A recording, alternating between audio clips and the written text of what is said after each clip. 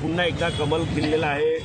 काय म्हणाल, कशी काय खुशी आपली व्यक्त करा? पूर्व नागपूरच्या सगळ्या कार्यकर्त्यांनी, सगळ्या प्रमुखांनी फार मोठ्या प्रमाणात मेहनत घेतली, समर्थन